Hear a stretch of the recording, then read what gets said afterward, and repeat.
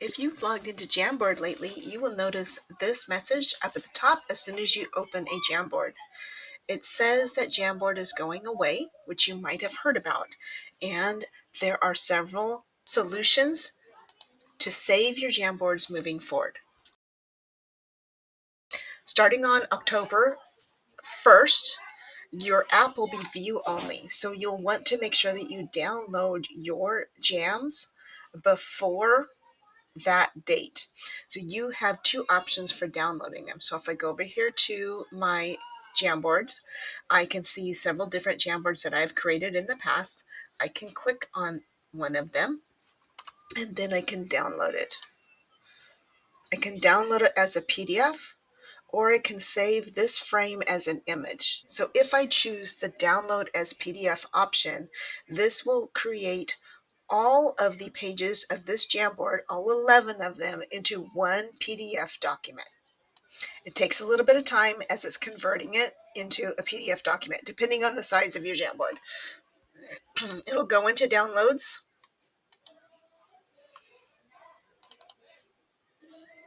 and you can see that all 11 of my pages are now viewable as a PDF document. It keeps the same name. If I wanted to save this Jamboard instead as an image, which was the other option, it's only going to be this frame. So I can save this frame as an image, but to get the next page, I would have to click on the next frame and then save that one also. So you would have to do that one by one by one so that you've got all of your images into the saved JPEG. The other option is to partner with one of the trusted partners recommended by Google. One of them is FigJam. FigJam says that it is for 13 and over. If you are an education partner, you can use FigJam for free. So let me show you what my same FigJam would look like if I uploaded it over to FigJam. When I go over to FigJam, I'm going to click on Import from Jamboard. I'm going to connect FigJam to my Google Jamboard. So I have to go over to my Google account to connect it. Make sure that I trust it. And then I'm going to choose that same FigJam we were just working on. And it tells me that my file import failed. So in this case, FigJam would not be helpful to me because it failed. Let's see if we can try another one. This one didn't work. Let's try a different file.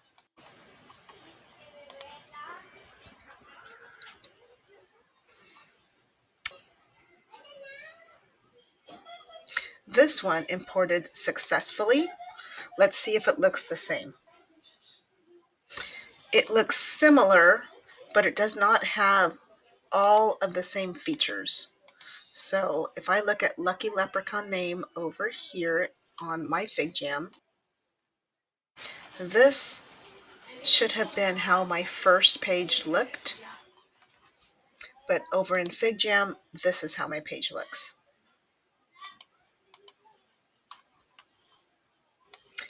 I can zoom in to make it a little bit bigger.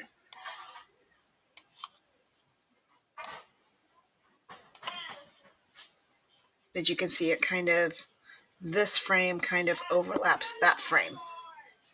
Is it still workable? It looks like it's still workable. I could probably zoom in even more so that I could view how my second page looked. It would take a little bit of tweaking to make it work exactly like my original Jamboard worked. So that's a mixed bag on that one. Not only would my students have to be 13, so if I have the littles, that wouldn't work. Also, not all of my FigJams are going to import, if at all. So that is going to also be an issue. Going back over to another solution offered by Google is Google Drawings. This says as part of Google Workspace, there's no cost because I already have it, and there's no age limit on using Google Drawings. So that is their second choice. So if Jamboard wasn't working, remember that I could download my Jamboard as a frame at a time as an image and then upload that image into a Google Drawing. Let's look how that solution looks. So I will go over to my drive so that I can get to drawings.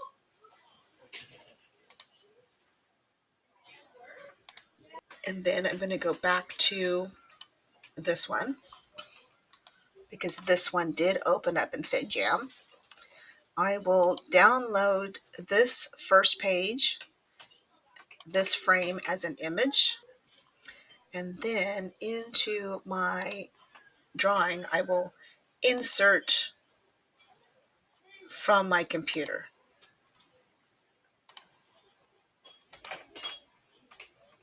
So that's how it looks. That's not terrible. It's a little bit smaller. I would maybe have to change my size of my drawing board over here, which I could edit that. This one was a little bit faster because it didn't look different, but it only uploaded one picture, and I would have to create file new, and I would have to create another drawing for each of my pages. So that might take a little bit of time as well. Let's look at the third choice is Google Slides. Same thing with Google Slides.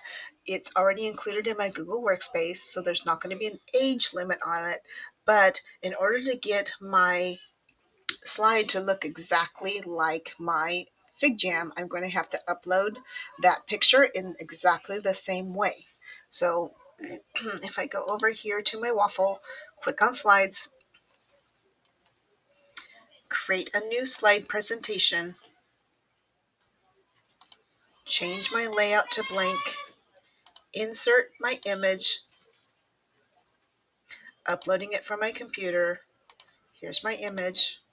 And again, it's only going to be one image at a time. This one looked a little bit closer to the same size as my Jamboard. So that was one thing going for that.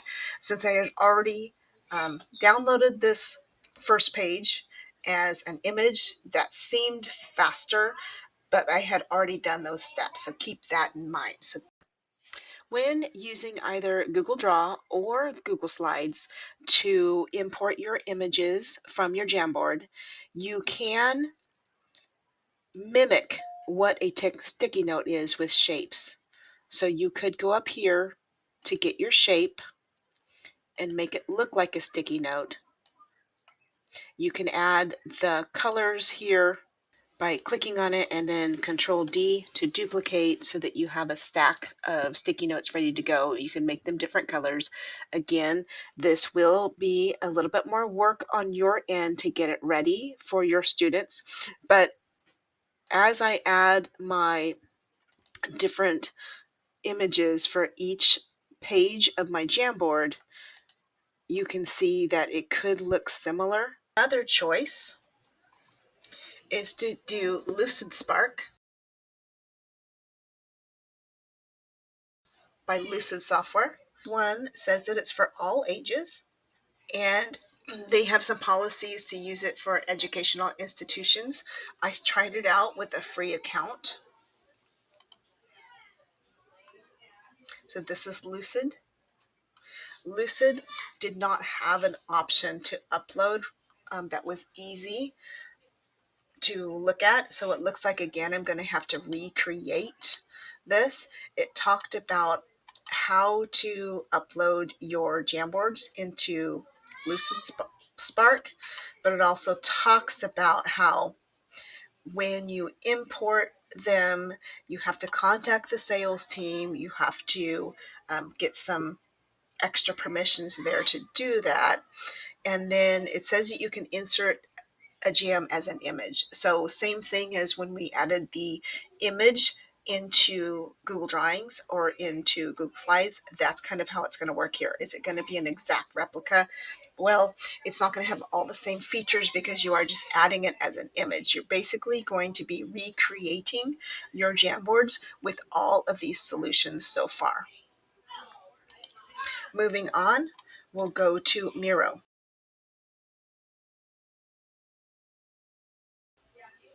Miro has an age limit of 16, so students must be 16 and over in order to use Miro. It says that it has all the same features, but using Miro, it says here that only Miro users with a full license can migrate their content from Jamboard to Miro. With that being said, with the free account, you can only import up to 3 boards. Pear Deck is also listed by Google as being an alternative to a whiteboard solution to work similarly as Jamboard. So while Pear Deck is an add-on to Google Slides, so it would work similarly as we did before where we would upload our images and then we're just opening our slide as a Pear Deck. It's not a full whiteboard solution. However, there is great collaboration pieces that you can use with your students.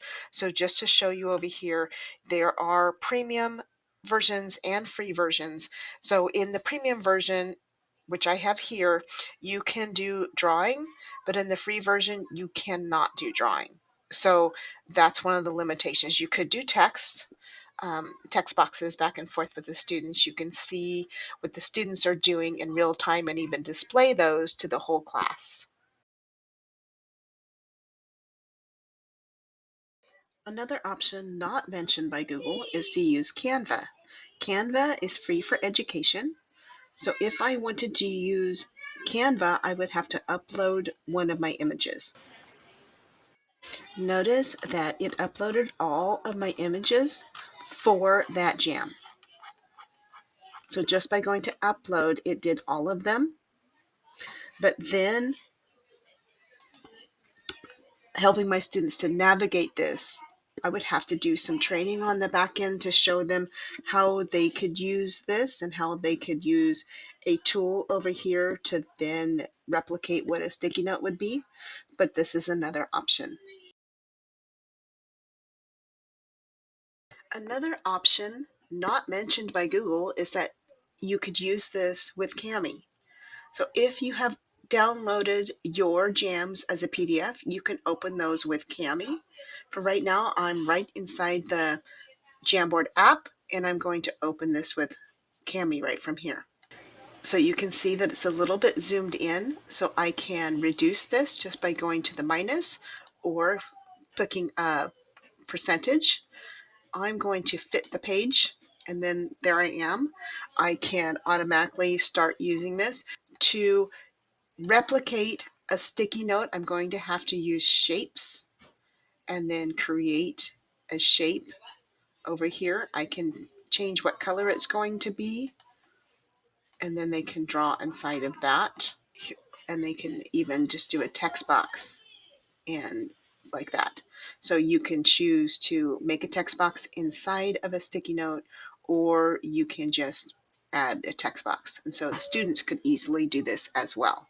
So you could teach them how to navigate the Kami app. It's fairly easy for even the littlest learners to navigate this menu. So that is probably my favorite option in all of these solutions, is to use Kami. There is a paid and premium version of Kami with different options that you would have available based upon your access.